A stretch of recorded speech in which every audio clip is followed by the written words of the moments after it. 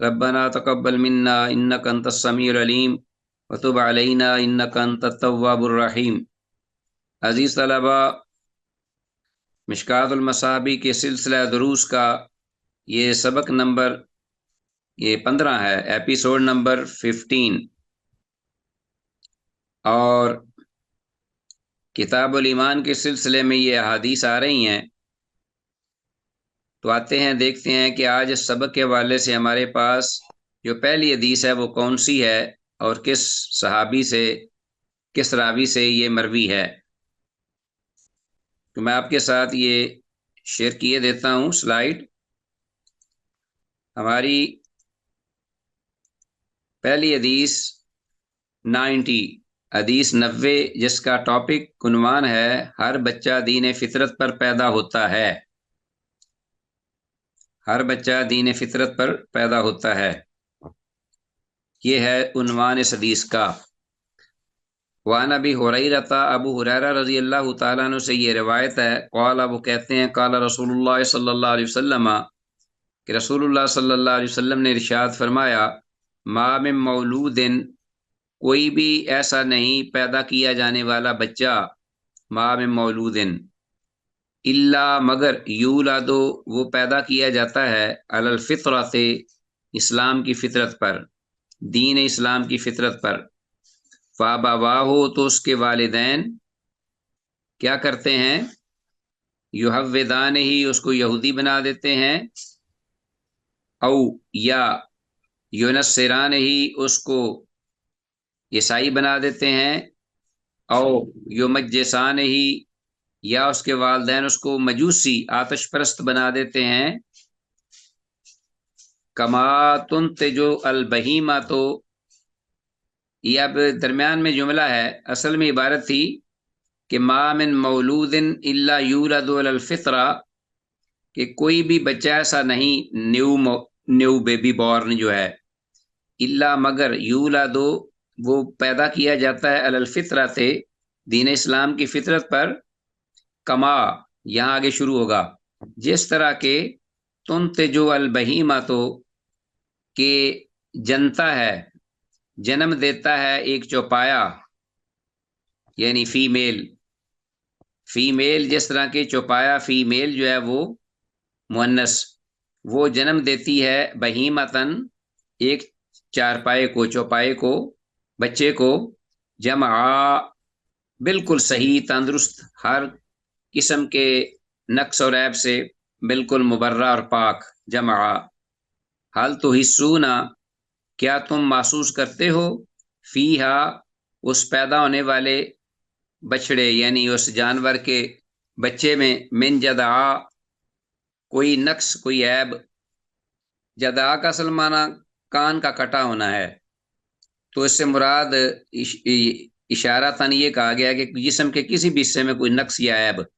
حال تو حسونا، کیا تم محسوس کرتے ہو، فیہا، اس پیدا ہونے والے بچے میں، جو جانور کا بچہ ہے، من جدعا، کوئی نقص یا عیب۔ ثم یقول، پھر اللہ کے رسول صلی اللہ علیہ وسلم یہ فرما رہے تھے، یعنی یہ فرماتے ہیں، یہ بات کیا کہ یہ فرماتے ہیں، یہ حدیث بیان کر، اللہ کے رسول حدیث بیان کر کے یہ فرماتے ہیں پھر، ثم یقول، فطرت اللہ، اللہ کی فطرت، اللہ کی سنت، اللہ تی فطر الناس علیہا، وہ فطرت کہ جس پر اللہ نے لوگوں کو پیدا کیا، لا تبدیل لخلق اللہ، تم مت بدلا ایک منٹ کرو ٹھہریں۔ اللہ کی اس پیدائش کو، اللہ کی جو پیدائش ہے، مخلوق پیدائش پیدا کرتے وقت جو اللہ کی پیدائش ہے، اس کو تم مت تبدیل کیا کرو، یعنی مراد یہ لا تبدیل لخلق اللہ، نہیں ہے بدلنا اللہ کی پیدائش کے لیے، یعنی اللہ کی پیدائش کا تم مت بدلو، ذالک الدین القیم، یہ مضبوط اور ٹھوس قسم کا دین ہے، اور آگے آخر تک آیت، متفق علیہ۔ تو معلوم ہوا کہ ہر بچہ جو ہے وہ بالکل دین فطرت، دین اسلام پر مسلمان پیدا ہوتا ہے، وہ بعد میں جو والدین ہیں وہ اس کو اپنے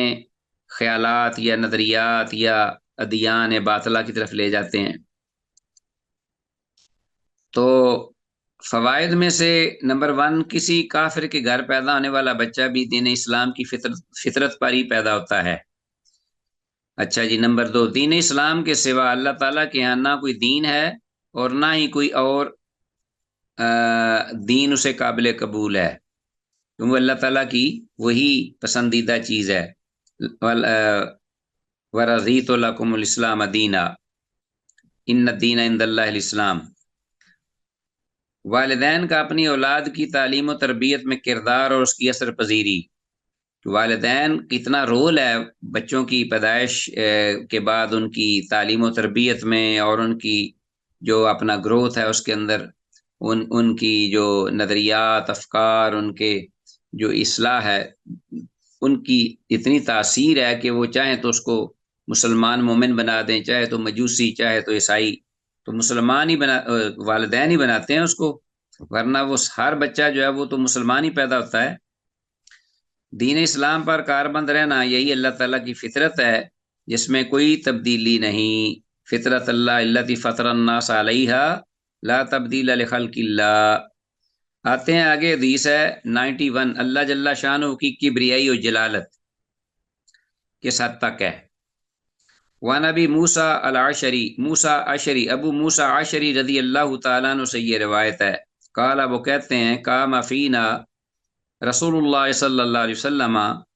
کہ ہمارے درمیان اللہ کے رسول صلی اللہ علیہ وسلم کھڑے ہوئے، قام فینا، کھڑے ہوئے ہمارے درمیان، یا ہم میں، رسول اللہ صلی اللہ علیہ وسلم بخمس کلمات، تو آپ نے 5 کلمات ارشاد فرمائے۔ فقال، تو آپ نے فرمایا، ان اللہ لا ینام، بے شک اللہ نہ سوتا ہے، ولا ینبغی لہو، اور نہ اس اللہ کے یہ شیان شان ہے، ان یناما، کہ وہ سوئے،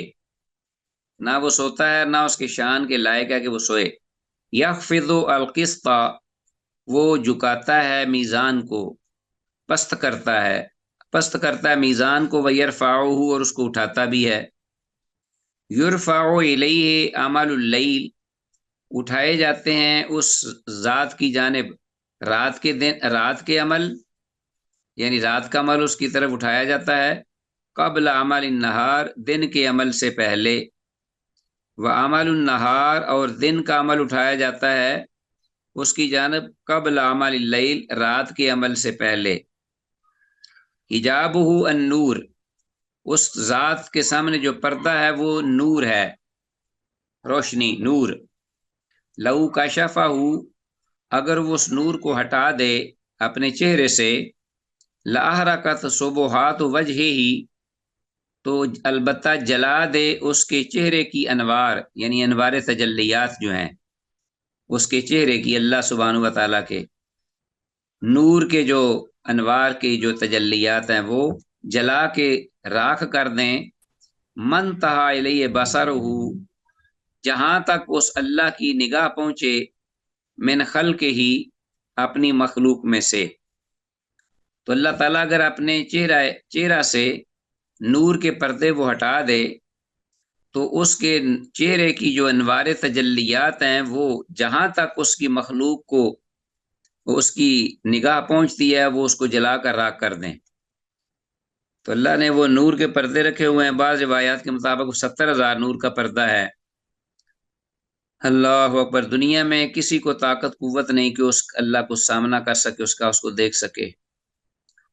حدیث کے فوائد، حدیث میں الفاظ یخفض القسط ویرفعہ، کہ اللہ تعالیٰ ترازو کو نیچے کرتا اور اٹھاتا ہے،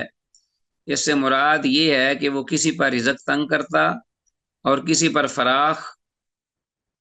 دیتا، اور اسی طرح گناہوں کے سبب بعض لوگوں کو ذلیل کرتا ہے، اور تو اطاعت کے سبب بعض دیگر لوگوں کے رتبے بلند کرتا ہے۔ نمبر 2، اللہ تعالیٰ کی ذات کو کسی بھی بشر کے لیے موت سے پہلے اس دنیا میں دیکھنا ناممکن ہے، ایون اللہ کے پیغمبر کلیم اللہ بھی نہ دیکھ سکے اور وہ بے ہوش ہو کر گر پڑے۔ نمبر 3، اللہ تعالیٰ نہ سوتا ہے اور نہ اس کی ذات کے شیان شان ہے، اور یہ کمزوری مخلوق کی ہے، سونا، لہذا مخلوق میں سے جو اس قسم کے دعوے کرے وہ سریعاً کذاب اور مشرک ہے۔ جیسے بہت سے لوگ آپ نے سنا ہوگا کہتے ہیں یہ فلاں صاحب جو ہیں ان کی کرامت یہ ہے کہ یہ اتنے عرصے سے جاگ رہے ہیں، یہ سوتے نہیں۔ اسی طرح وہ ایک حق پیر، شاید آپ نے سنا ہوگا، حق پیر پتہ نہیں کیا تھا، وہ پہاڑوں کی وادیوں میں اس نے یہ ایک ڈونگر چایا ہوا تھا کہ وہ اتنا عرصہ ہو گیا، اتنے سال وہ سویا ہی نہیں۔ اب یہ نہ سونا جو ہے وہ یہ ایک ممکن ہے کہ ایک شخص جس کے اندر روح ہو، زی روح، اور کھاتا پیتا بھی ہو، تو وہ کہے جی مجھے نیند نہیں آتی ہے، میں بغیر نیند کے چل پھر رہا ہوں، 24 گھنٹے کے بعد جو نہیں سوتا وہ اپنا دوسرے جہاں کی طرف جانے کی تیاریاں شروع کر دیتا ہے۔ تو یہ لوگ جو ہیں یہ اس کو کرامت سمجھ کر اس کو بغیر کسی دلیل اور بغیر تحقیق کے وہ بس پڑ جاتے ہیں ان پر۔ حدیث 92، اللہ تعالیٰ کے خزانے خرچ کرنے سے کم نہیں ہوتے۔ ہاں جی، وعن ابی ہریرہ، ابو ہریرہ رضی اللہ عنہ سے روایت ہے، قال، وہ کہتے ہیں، قال رسول اللہ صلی اللہ علیہ وسلم، کہ اللہ کے رسول صلی اللہ علیہ وسلم نے ارشاد فرمایا کہ ید اللہ ملأ، کہ اللہ کا ہاتھ بھرا ہوا ہے، بھرپور ہے، مکمل، لا تغیضھا نفقۃ، اس میں سے کوئی چیز جو ہے وہ کم نہیں ہوتی، یعنی اس کا نفقۃ خرچ کرنا، اس اللہ کا خرچ کرنا اس بھرے ہوئے ہاتھ میں کوئی چیز کم نہیں کرتا۔ تو یہ حدیث ہم پڑھ رہے تھے، ابو ہریرہ رضی اللہ تعالیٰ عنہ سے یہ مروی ہے، قال، وہ کہتے ہیں کہ قال رسول اللہ صلی اللہ علیہ وسلم، کہ رسول اللہ صلی اللہ علیہ وسلم نے ارشاد فرمایا، ید اللہ ملأ، اللہ کا ہاتھ بھرا ہوا ہے، لا تغیضھا نفقۃ سحاء اللیل والنہار، کہ ایسا بھرا ہوا ہے کہ رات اور دن اس کا خرچ کرنا اللہ کا اپنی مخلوق پر، نفقۃ لا تغیضھا، اس بھرے ہوئے ہاتھ میں کچھ بھی کم نہیں کرتا، اسی طرح بھرا رہتا ہے۔ آرائی، تم ذرا بتلائیے تو صحیح، ما انفقا، جو کچھ بھی خرچ کیا ہے اس نے، مذ خلق السماء والارض، جب سے اللہ نے پیدا کیا ہے آسمانوں کو اور زمین کو، جب سے اللہ نے پیدا کیا آسمان کو اور زمین کو، اللہ اکبر، جو بھی اس نے خرچ کیا جب سے اللہ نے آسمان اور زمین کو پیدا کیا، فَإِنَّهُ لَمْ يَغِضْ مَا فِي يَدِهِ، تو اس کا جو خرچ کرنا ہے اس وقت سے لے کر اب تک اپنی مخلوق پر، اس کے ہاتھ میں جو بھی تھا اس میں اس خرچ کرنے نے کچھ بھی کم نہیں کیا، کمی نہیں واقع ہوئی۔ اللہ اکبر۔ وَكَانَ عَرْشُهُ عَلَى الْمَاءِ، اور اس کا عرش پانی پر ہے۔ تو اس لیے جب بھی کوئی نقصان ہو یا کوئی کمی ہو تو یہ مت سمجھیے، مایوس ہونے کی ضرورت نہیں، اس پر انا للہ و انا الیہ راجعون پڑھیے اور اللہ کی بارگاہ میں پھر کوشش کر کے اس سے مانگنا شروع کر دو، اس لیے کہ اللہ کے خزانوں میں تو کمی ہو نہیں سکتی، نہ ہوگی آپ کو دینے میں، اللہ پھر آپ کو معمور بھرپور کر دے گا، اور اس جو آپ کا نقصان ہوا اس پر جو آپ نے صبر کیا اس کا اجر الگ ہوگا۔ وَكَانَ عَرْشُهُ عَلَى الْمَاءِ، اور اللہ کا عرش جو ہے وہ پانی پر تھا۔ وَبِيَدِهِ الْمِيزَانُ، اور اس اللہ کے ہاتھ میں ہی میزان ہے، ہاں جی، اس کائنات کا۔ وَوَضَعَ الْمِيزَانَ، جیسا کہ زمین و آسمان کو پیدا کیا۔ الرحمن خلق الانسان علمہ البیان، الرحمن علم القرآن، خلق الانسان علمہ البیان، الشمس والقمر بحسبان، والنجم والشجر یسجدان، والسماء رفعها ووضع المیزان، آسمانوں کو اٹھایا اور میزان کو پھر قائم کیا، اور پوری کائنات کو اس میزان کے سہارے اپنا فٹ کیا، ترتیب دیا، رکھا، گویا کہ پوری کائنات اس میزان کے سہارے قائم ہے، ہر چیز کو مناسب، ہر چیز کو مناسب انداز سے اور فٹ کر کے، تاکہ کوئی امبیلنس نہ ہو چیز، پوری کائنات۔ یخفض و یرفع، کسی کو وہ پست کرتا ہے، وہ یرفع، کسی پلڑے کو اٹھاتا ہے، وہ بیدی المیزان، اس کے ہاتھ میں میزان ہے، اور میزان کی دو سائیڈیں ہوتی ہیں، ٹھیک ہے نا جی. اور یخفضو وہ ایک پلڑے کو کبھی نیچے کرتا ہے، ویرفع اور پھر وہ اٹھاتا بھی ہے. متفق علیہ، یہ حدیث جو ہے متفق علیہ ہے. السلام علیکم شیخ، نماز بریک دے دیں، اذان ہو گئی ہے. جی بس یہ فوائد پڑھنے کے بعد آپ جا سکتے ہیں، اور اپنا 6:30 تک آپ آ جائیے گا فوری. اللہ عز و جل کا ہاتھ بھرا ہوا ہے اور اس کے دونوں ہاتھ ہی دانے ہیں. اللہ جل شانہ کے ہاتھ کا ثبوت، لیکن اس کی حقیقت خود اللہ ہی جانتا ہے، جس طرح کہ کما یلی کو بے جلال ہی. جن کی کیفیت اور حقیقت وہی جانتا ہے، اور اس پر بس ایمان لانا ہمارے لیے واجب ہے.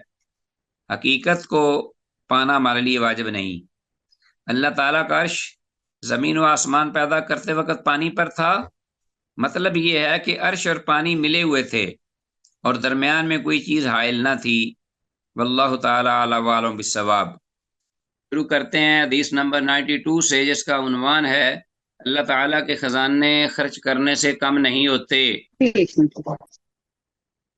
یہ ہمارے پاس جو خزانے ہیں یہ بھی اللہ کے ہیں، اس لیے جتنا اس میں سے اللہ کی راہ میں خرچ کریں گے، وہ کہتے ہیں کہ کنویں سے پانی نیا بھی آتا ہے اور زیادہ بھی ہوتا ہے، اور کنویں کے ارد گرد جو ہے اپنا پودے بھی اگتے ہیں اور جانور بھی بڑی کثرت سے آتے جاتے ہیں، اور کنویں کے کنارے میں اور آس پاس اللہ کی مخلوق اور انسان بھی بڑے بستے اور پھلتے پھولتے ہیں، رزق بھی بڑا ہوتا ہے. اس وجہ سے وہ صرف ایک کنواں ہے. ایک اگر انسان کنویں کی مانند بن جائے، سبحان اللہ، جیسا بالکل ایک درخت کی طرح انسان بن جائے. کہتے ہیں کن شجرۃ مثمرہ، پھلدار درخت کی طرح بن جا. پھلدار درخت اتنے فائدے ہیں اس کے، گنے نہیں جاتے. ایک اس کی رونق بھی ہے، خوبصورتی بھی ہے، اس کی آکسیجن بھی ملتی ہے، کاربن ڈائی آکسائڈ لیتا ہے، آکسیجن دیتا ہے. جناب سبز و شاداب بھی ہے، جناب پھل بھی دیتا ہے، جناب وہ پھل دینے کے علاوہ سایہ بھی دیتا ہے، خوبصورتی میں بھی اضافہ ہے. جھکڑ اور اندھیریاں آتی ہیں تو اس میں وہ ہواؤں کی سخت شدت کو بھی روکتا ہے. بارش آتی ہے طوفانی تو اس کے نیچے لوگ پناہ بھی لیتے ہیں. اور اسی طرح پھر آگے بالکل جب بہت لمبے عرصے کے بعد یہ اپنی خدمتیں دے کر سوکھ جاتا ہے تو پھر بالآخر وہ جل بھی جاتا ہے، وہ اپنی قربانیاں دیتا ہے. یہ کن شجرۃ مثمرہ، اسی طرح کنویں کی طرح بن جا. کنواں جو ہے اس کے بھی جو فوائد و ثمرات ہیں وہ آپ اگر ہم گننا چاہیں تو شمار کرنا چاہیں شمار نہیں ہو سکتے. اس لیے یہ بھی یہاں اس جو دیا گیا اپنا حدیث کے اندر بس، اور جو دی گئی ہے اس میں اپنا ہمیں تعلیم، وہ یہی ہے. تو جو ہم خرچ کریں گے کنویں میں نیا اور فریش پانی آئے گا اور پہلے سے زیادہ تیزی سے آئے گا اور کبھی خشک نہیں ہونے پائے گا. وفی روایت مسلم، امام مسلم ایک روایت میں یہ الفاظ ہیں کہ یمین اللہ ملآ، اللہ کا ہاتھ دانا ہاتھ ملآ بھرا ہوا ہے. قال ابن نمیر، ابن نمیر رحمہ اللہ جو کہ امام مسلم کے استاد ہیں، استاد محترم، وہ یہ کہتے ہیں کہ ملآن، یہ ملآ کی بجائے ملآن جو ہے یہ لفظ زیادہ صحیح ہے، معنی وہی ہے، بلکہ اس سے مراد یہ بھی ہو سکتا ہے کہ دونوں اللہ کے ہاتھ بھرے ہوئے ہیں، اللہ کے دونوں ہاتھ دانے ہیں اور دونوں بھرے ہوئے ہیں. تحاؤ، خرچ کرنا اس کا، اللہ کا اپنی مخلوق پر، لا یغید و شیء اللیل بالنہار، رات اور دن خرچ کرنا اس کا اپنی مخلوق پر کچھ بھی کم نہیں کرتا اس بھرے ہوئے ہاتھوں میں. معنی وہی ہے، الفاظ قدرے مختلف ہیں اور تقدیم و تاخیر ہے. تو آتے ہیں اس حدیث کے فوائد کی جانب. امام ابن نمیر رحمہ اللہ، جیسا کہ میں نے کہا ہے، یہ امام مسلم رحمہ اللہ کے استاد ہیں جنہوں نے یہ حدیث روایت کی ہے، اور ان کی روایت میں ملعان کے الفاظ آئے ہیں، ٹھیک ہے جی۔ الفاظ میں کچھ تقدیم و تاخیر ہے، لیکن لغت کی موافقت کے لحاظ سے ملعا ہی ہونا چاہیے، زیادہ بہتر یہی ہے۔ یہ جو پہلے الفاظ ہیں ملعا، یمین اللہ ملعا، ہاں جی۔ حدیث 93، وعنہ، یہ پیچھے انہی سے ہی روایت ہے۔ کن سے روایت ہے؟ ابو ہریرہ رضی اللہ تعالیٰ عنہ سے ہی، وہی راوی ہیں۔ قال، وہ کہتے ہیں سئل رسول اللہ صلی اللہ علیہ وسلم، رسول اللہ صلی اللہ علیہ وسلم سے سوال کیا گیا، عن ذراری المشرکین، مشرکین کی جو اولادیں ہیں ان کے بارے میں، ذریت ان کی جمع ذراری، مشرکین کی اولادوں کے بارے میں آپ صلی اللہ علیہ وسلم سے پوچھا گیا۔ قال، آپ نے فرمایا، اللہ اعلم بما کانوا عاملین، اللہ زیادہ جانتا ہے ان اعمال کی بابت جو وہ کرتے رہے تھے، یعنی ان کے اعمال کے بارے میں اللہ زیادہ جانتا ہے، اس لیے اللہ ہی ان کا حساب اللہ ہی کی جانب ہے۔ اصل بات یہ ہے، متفق علیہ۔ اس سلسلے میں جو مشرکوں کے کفار کے جو بچے ہیں، مسلمان پیدا ہوتے ہیں ان کے گھر، اور پھر وہ بلوغت سے پہلے اس دنیا سے چلے جاتے ہیں، ان کی بابت یہی بات صحیح درست ہے کہ ان کا معاملہ اللہ کے سپرد کیا جائے، اور اس بارے میں زیادہ ہم باس مباحثہ نہ کریں اور نہ حکم لگائیں۔ واللہ اعلم عالم بالصواب۔ رسول اللہ صلی اللہ علیہ وسلم نے جہاں الفاظ فرمائے، اللہ اعلم بما کانوا عاملین، اللہ ان کے ان اعمال کی بابت زیادہ جانتا ہے جو وہ کرتے رہے ہیں۔ فوائد، وعن ہو سے مراد گزشتہ حدیث کا ہی راوی ہوتا ہے، یہ میں نے پہلے بھی بات کہی ہے، جب عن ہو آ جائے تو پچھلا حدیث کا جو راوی ہے وہ مراد ہوتا ہے، اور وہ تھے سیدنا ابو ہریرہ رضی اللہ تعالیٰ عنہ، جن کا اصل نام عبد الرحمن بن صخر الازدی، 603 سے 681 تک آپ بحیات رہے۔ کثیر الروایات تھے، ہزاروں روایات ان سے مروی ہیں۔ نیا کی وجہ کے بارے میں کہا جاتا ہے کہ بلیوں سے بڑا پیار تھا، انس تھا، پیدائشی نام، کیونکہ ہراتن کی جمع ہوتا ہے نا بلی، ہراتن کا معنی، اور ہریرہ چھوٹا سا بلونگا، بلی کا پلا، پلا تو کتے کا ہوتا ہے، بہرحال بلی کا بلونگا جسے کہتے ہیں ہریرہ۔ بلیوں سے بڑا، مدینے کی بلیاں آج بھی مسجد نبوی میں بہت زیادہ آتی ہیں، نمازیوں کے اندر گود میں بیٹھ جاتی ہیں، قرآن پڑھ رہے ہوتے ہیں تو سنتی ہیں کان لگا لگا کے، اور بڑی صاف ستھری ہوتی ہیں، بالکل وہ اپنا پیشاب وغیرہ نہیں کرتی مسجد کے اندر، میں نہ ہم نے آج تک دیکھا ان کو پیشاب کرتے ہوئے مسجد کے قالینوں میں۔ داعشی نام عبد الشمس، ان کا نام ابو ہریرہ کا نام داعشی، جو کہ فور اسلام، عبد الشمس سورج کا بندہ، مجوسی اس قسم کا نام رکھتے ہیں۔ اللہ اکبر۔ اور اپنے قبائلی سردار طفیل بن عمر دوسی رضی اللہ عنہ کے اشارے پر یا ہدایت پر تدریجاً اسلام لائے۔ وہ مکہ مکرمہ میں رسول اللہ صلی اللہ علیہ وسلم سے ملاقات کے بعد اپنے قبیلہ کی جانب واپس پلٹے اور انہوں نے اسلام کی دعوت دی۔ کون؟ طفیل بن عمر دوسی، دوس قبیلے سے تعلق تھا ابو ہریرہ رضی اللہ عنہ کا۔ جب طفیل بن عمر دوسی جو ہے مکہ میں اسلام لانے کے بعد اپنے قبیلہ کی جانب گئے، سردار تھے قبیلہ کے، وہاں ابو ہریرہ رضی اللہ عنہ بھی مخاطبین میں سے تھے۔ انہوں نے بھی سنا، بعد ازاں سیدنا ابو ہریرہ رضی اللہ عنہ از خود بارگاہ رسالت مآب صلی اللہ علیہ وسلم میں حاضر ہوئے، حقیقی طور پر نور ایمان سے منور ہوئے، اور عبد الرحمن بارگاہ رسالت مآب صلی اللہ علیہ وسلم سے عبد الرحمن نام پایا، عبد الرحمن بن صخر الازدی۔ آپ سے پوچھا جا سکتا ہے، بعض کہتے ہیں کہ اب تک آپ صلی اللہ علیہ وسلم کو مشرکین کی اولاد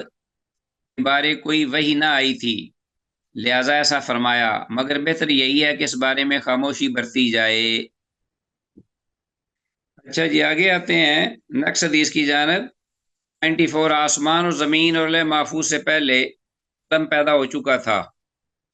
وعن عبادہ بن صامت رضی اللہ عنہ، عبادہ بن صامت رضی اللہ عنہ سے روایت ہے، قالا وہ کہتے ہیں، قالا رسول اللہ صلی اللہ علیہ وسلم،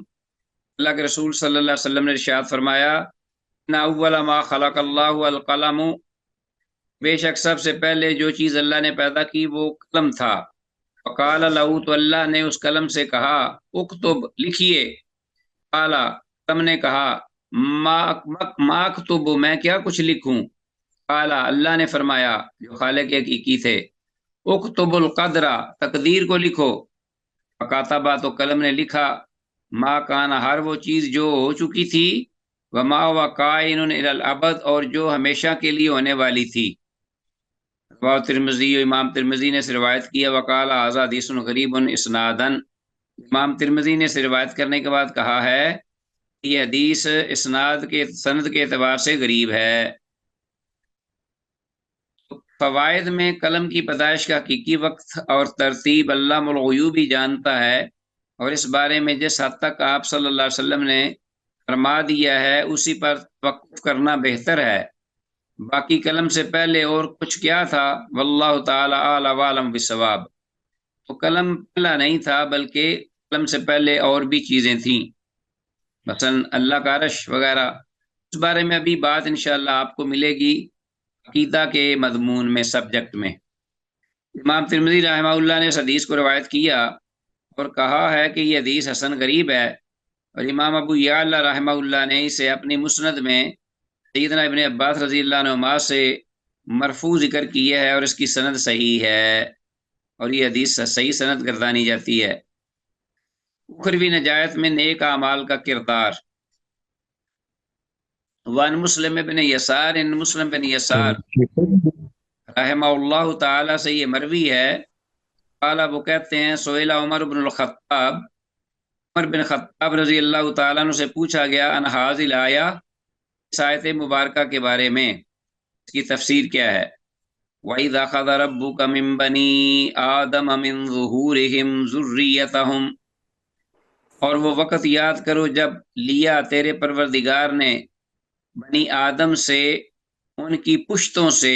ذُرِّيَّتَهُمْ من ظُهُورِهِمْ ذُرِّيَّتَهُمْ، یعنی کہ ان کی اولادوں کی پشتوں سے اب عہد لیا تیرے پروردگار نے۔ وَإِذَا أَخَذَ رَبُّكَ مِن بَنِي آدَمَ مِن ظُهُورِهِمْ ذُرِّيَّتَهُمْ وَأَشْهَدَهُمْ عَلَىٰ أَنفُسِهِمْ أَلَسْتُ بِرَبِّكُمْ، یہ عہد الست کے بارے میں حدیث ہے، عالم ارواح میں یہ عہد ہوا۔ پوری آیت جو ہے وہ اس بارے میں عمر بن خطاب رضی اللہ عنہ سے پوچھا گیا۔ قال عمر، عمر رضی اللہ تعالیٰ عنہ نے فرمایا، سمعت رسول اللہ صلی اللہ علیہ وسلم یسأل عنہا، میں نے رسول اللہ صلی اللہ علیہ وسلم سے سنا اس آیت کے بارے میں، اس کی تفسیر، وضاحت۔ آپ سے بھی اس بارے میں جب سوال کیا گیا تھا تو آپ نے فرمایا، قال، اللہ کے رسول صلی اللہ علیہ وسلم کی یہ بات ہے، ان اللہ خلق آدم، بے شک اللہ نے آدم علیہ السلام کو پیدا کیا، ثم مسح ظہرہ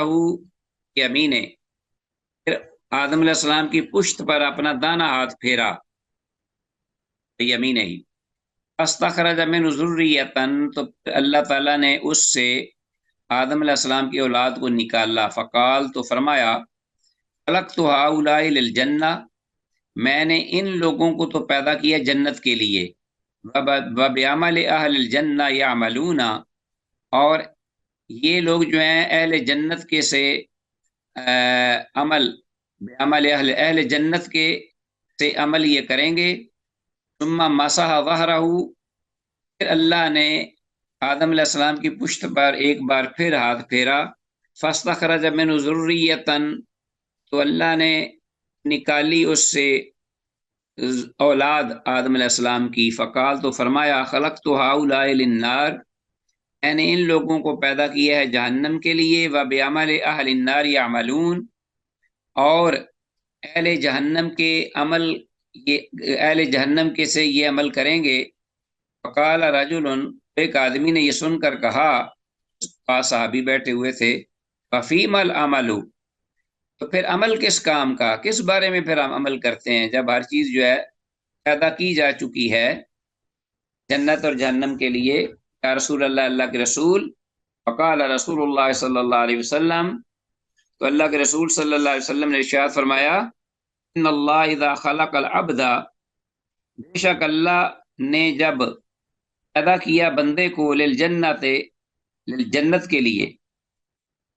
اللہ تعالیٰ، بے شک اللہ تعالیٰ جب پیدا کرتا ہے مخلوق کو یا بندے کو جنت کی غرض سے،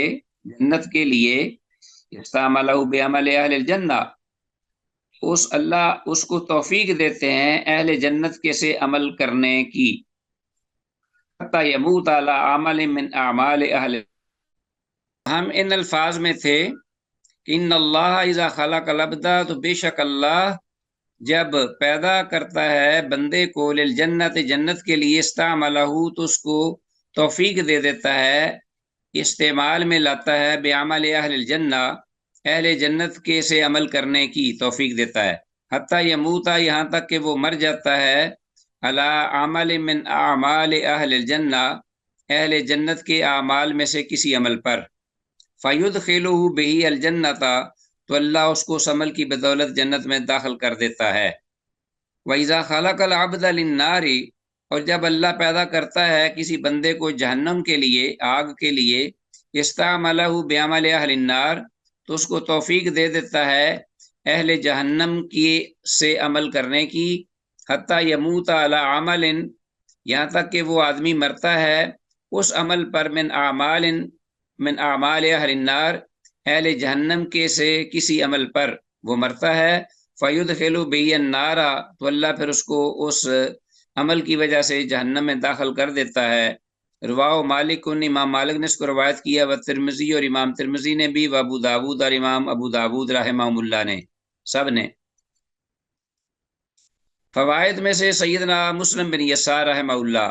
جن سے یہ حدیث مروی ہے، مسلم بن یسار، ذہن میں رکھیے، کبار تابعین کرام میں شمار ہوتے ہیں، بڑے تابعین یعنی صحابہ کے جو شاگرد تھے ان میں سے ایک، سکہ، فاضل، عابد اور پرہیزگار شخصیت تھے، اپنے وقت میں لوگ ان پر کسی کو فضیلت نہ دیتے تھے، اور ان کی وفات 100 ہجری میں ہوئی۔ نمبر 2، حدیث میں سیدنا آدم علیہ السلام کی پشت سے اس کی قیامت تک آنے والی اولاد کو نکالنے سے مراد عہد الست، جیسا کہ میں نے کہا اس حدیث کو عہد الست کہتے ہیں، کہ میں تمہارا رب نہیں ہوں، تو سب نے کہا کہ ہاں، کیوں نہیں۔ صحیح ایمان کے ساتھ جنت اور دوزخ میں جانے کی بڑی علامات انسان کے نیک اعمال ہوں گے، یہ بھی اس حدیث میں ذکر ہوا ہے۔ اہل جنت اور اہل جہنم کے ناموں کی باقاعدہ آباء و اجداد اور ان کی قوموں سمیت جمع بندی کر دی گئی ہے۔ یہ حدیث پڑھ لیجئے۔ وعن عبداللہ بن عمر رضی اللہ عنہما، عبداللہ بن عمر بن عاص رضی اللہ عنہما سے روایت ہے، قال، وہ کہتے ہیں، خرج رسول اللہ صلی اللہ علیہ وسلم، اللہ کے رسول صلی اللہ علیہ وسلم باہر تشریف لائے، وفی یدیہ کتابان، اور آپ کے دونوں ہاتھوں میں 2 کتابیں تھیں، فقال، تو آپ نے فرمایا، اتدرون ما ہذان الکتابان، کیا تم جانتے ہو کہ یہ 2 کتابیں کون سی ہیں؟ قلنا، ہم نے کہا، لا، نہیں، یا رسول اللہ، اللہ کے رسول صلی اللہ علیہ وسلم، الا ان تخبرنا، مگر یہ کہ آپ ہمیں بتائیں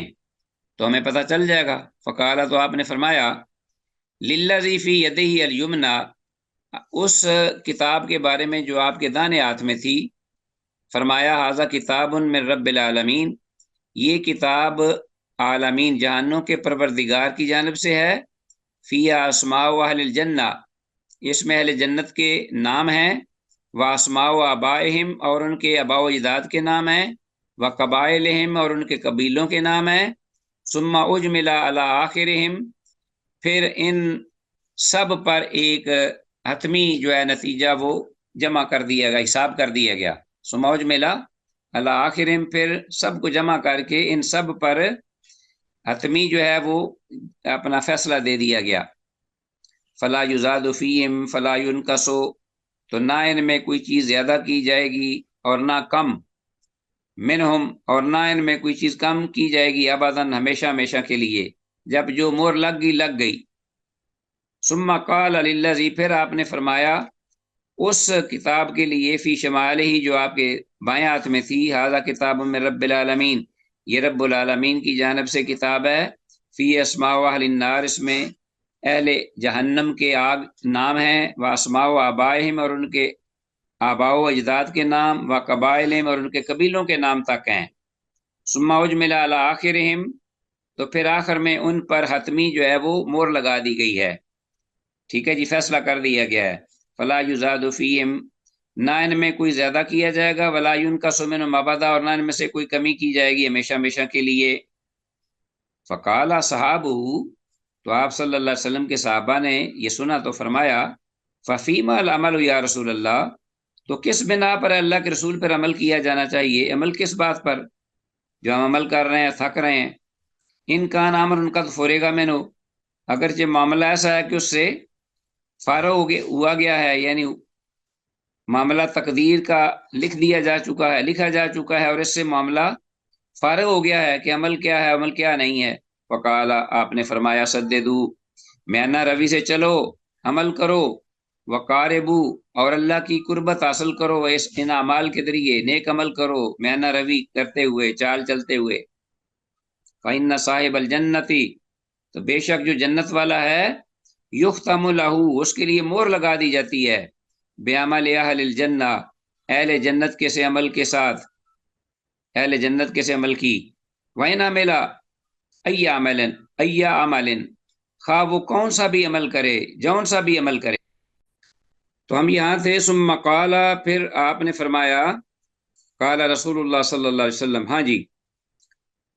سددو، فقال، آپ نے فرمایا، سددو، تم یعنی اے صحابہ،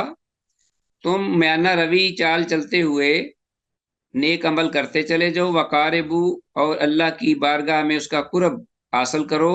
فإن صاحب الجنتی، بے شک جنت والا جو شخص ہے، یختم لہ بعمل اہل الجنہ، اس کے لیے اہل جنت کے عمل کرنے کی مور لگا دی جاتی ہے، مور ثبت کر دی جاتی ہے، وَإِنْ عَمِلَ أَيَّ عَمَلٍ، خواہ وہ کوئی بھی عمل کرے یا کسی بھی عمل پر اس کی موت آئے، وَإِنَّ صَاحِبَ النَّارِ، اور اسی طرح جہنم والا، یختم لہ بعمل اہل النار، اس کے لیے اہل جہنم کے عمل کی مور لگا دی جاتی ہے کہ وہ عمل لا معلّہ کرے گا، وَإِنْ عَمِلَ أَيَّ عَمَلٍ، خواہ وہ کسی بھی عمل پر جو ہے وہ رہے یا اس کا خاتمہ ہو۔ ثم قال رسول اللہ صلی اللہ علیہ وسلم، پھر اللہ کے رسول اللہ صلی اللہ علیہ وسلم نے یہ بات فرمائی، بیدیہ فنبذہما، جو دونوں کتابیں آپ کے ہاتھ میں تھیں ان کو آپ نے رکھا، نیچے رکھا۔ ثم قال، پھر آپ نے فرمایا، فرغ ربکم من العباد، کہ تمہارا پروردگار فارغ ہو گیا ہے ان معاملات سے تمہارے بارے میں سب کچھ لکھ کر، کہ کون جو ہے وہ فریقم فی الجنہ، ایک گروہ جو ہے وہ جنت میں ہوگا، و فریقم فی السعیر، اور ایک دوسرا فریق جو ہوگا وہ جہنم میں ہوگا۔ تو اس بارے میں، اس بابت اللہ جل شانہ نے، تمہارے پروردگار نے لکھ دیا سب کچھ، اور وہ فارغ ہو گیا۔ رواہ ترمذی، سے امام ترمذی نے روایت کیا ہے۔ سر اس میں حدیث، جو ہم نے لفظ پڑھا ہے سددو و قاربو، اس کا مطلب ذرا دوبارہ بتا دیں، سددو یعنی اس کا یہ آخری مراد تو تیسری لائن میں تھا۔ ویسے تو لفظی معنی تو اس کا یہی ہے، سددو، سیدھے رہو، تم سیدھے رہو، سیدھے رہو اور قریب ہو جاؤ، وقاربو، مقاربت سے ہے، قرب سے۔ جی سر، لیکن جی اس کا معنی ہم یہ بھی کہہ سکتے ہیں کہ سیدھے رہو سے مراد یہ ہے کہ تم نیک سیدھے اعمال، نیک اعمال میانہ روی کے ساتھ کرتے چلے جاؤ، کیونکہ میانہ روی جو ہے نیک اعمال میں بھی وہ مطلوب ہے، مقصود ہے، اور وہی جو ہے وہ نتیجے اور ثمرے کے اعتبار سے درست نیک عمل ہے، اور وہی مطلوب ہے۔ اور اسی طرح جی ان سر، اعمال کے ذریعے تم اللہ کا قرب حاصل کرو، اصل معنی یہ ہے، وقاربو، سددو وقاربو۔ حدیث اعلیٰ کے ظاہر سے معلوم ہوتا ہے کہ رسول اللہ صلی اللہ علیہ وسلم نے وہ کتابیں صحابہ کرام رضی اللہ عنہم کو دکھا دی تھیں، مگر ان کا مضمون معلوم نہ کرایا، جبکہ بعض اہل علم کہتے ہیں کہ آپ صلی اللہ علیہ وسلم نے سمجھانے کی خاطر بطور مثال ایسے ذکر فرمایا۔ تو بعض اہل علم کہتے ہیں کتابیں حقیقت میں نہیں تھیں، صرف آپ نے اپنے دونوں ہاتھوں کو سامنے کر کے بطور مثال یہ باتیں فرمائیں کہ آپ فرض کر لیجئے کہ یہ کتاب ہے اور یہ کتاب ہے، اس میں یہ نام ہے اور اس میں یہ نام ہے، تو حقیقت میں کتابیں نہیں تھیں، واللہ عالم۔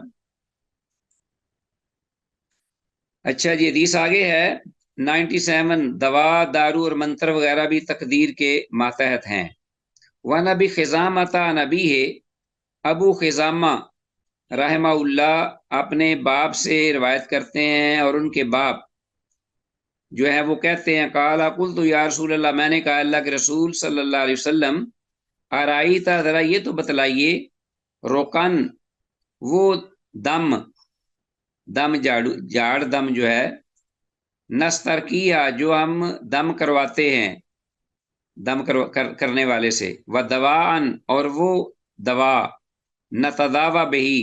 جس اپنا معالج سے ہم وہ دوا دارو لیتے ہیں، و تقاتن، اور وہ پرہیز، نتقیہ، جو کہ ہم جس سے بچتے ہیں علاج کی خاطر، حال ترد من قدر اللہ شیئن، کیا یہ چیزیں جو ہیں وہ اللہ کی لکھی ہوئی تقدیر میں سے کوئی چیز پھیر دیتی ہیں، بدل دیتی ہیں؟ قال، آپ نے فرمایا، ہی من قدر اللہ، یہ عمل اعمال بھی خود اللہ کی تقدیر میں ہیں، تقدیر سے تعلق رکھتے ہیں، یعنی خود علاج کرنا اور پرہیز کرنا اور پھر اس کے بعد شفا کا ملنا، یہ خود تقدیر کا حصہ ہیں۔ رواہ احمد و ترمذی و ابن ماجہ۔ منتر یعنی وہ چیزیں پڑھ کر دم کی، جو کہ پڑھ کر دم کی جاتی ہیں، بشرطے کہ وہ قرآن و حدیث سے ثابت ہوں، وہ تو ٹھیک ہیں، جو ان کے علاوہ ہیں وہ ویسی جائز نہیں۔ اسباب کی جستجو خلاف تقدیر نہیں، اس لیے کہ علاج ایک اسباب میں سے ایک سبب ہے۔ بیماری کے لیے دوا اور علاج کا بندوبست کیا گیا، مگر فائدہ نہ ہوا تو خوب سمجھ لے کہ شفا مقدر نہ تھی، جبکہ وہی دوا جو ہے وہ کسی دوسرے کے لیے دی تو اس کو شفا ہو گئی، تو معلوم ہوا کہ اللہ کی طرف سے شفا مقدر تھی۔ مسئلہ تقدیر میں بعض کی ممانعت۔ ابو ہریرہ رضی اللہ عنہ سے روایت ہے، قال، وہ کہتے ہیں، خرج علینا رسول اللہ صلی اللہ علیہ وسلم، کہ اللہ کے رسول صلی اللہ علیہ وسلم ہمارے پاس تشریف لائے، وَنَحْنُ نَتَنَازَعُ فِي الْقَدْرِ،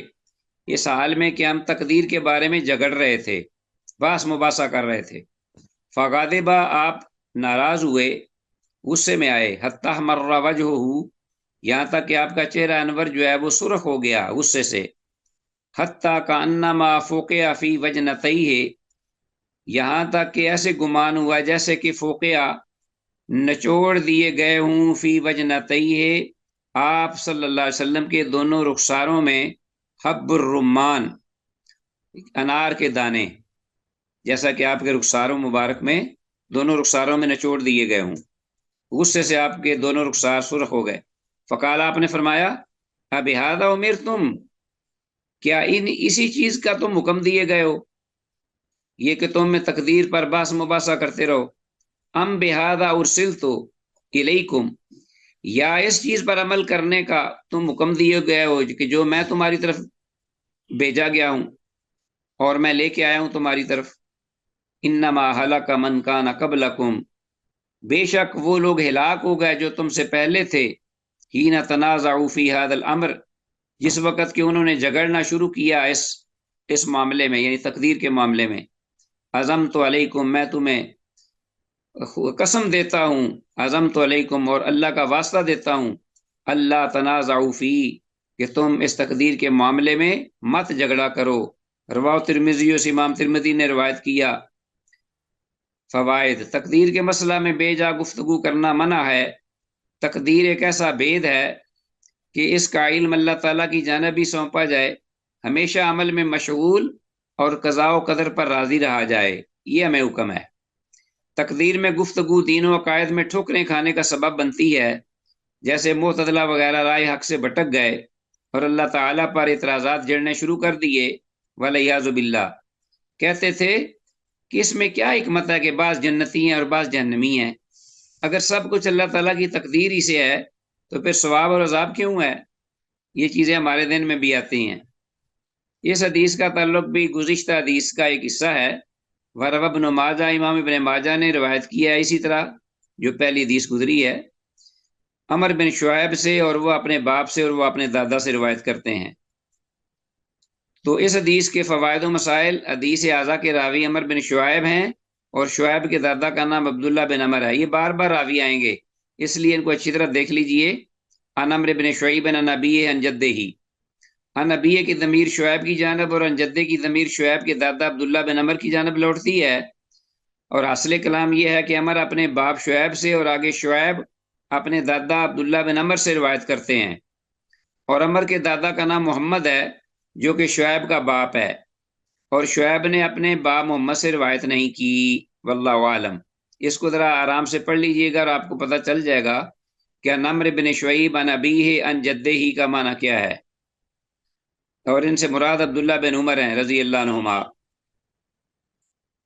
سوالات کے حوالے سے سابقہ یہ جو سبق ہے اس کے حوالے سے سوالات یہ آپ پڑھ لیجئے گا، ٹائم خاصا ہو چکا ہے اور ہم اسی پر اکتفا کرتے ہیں۔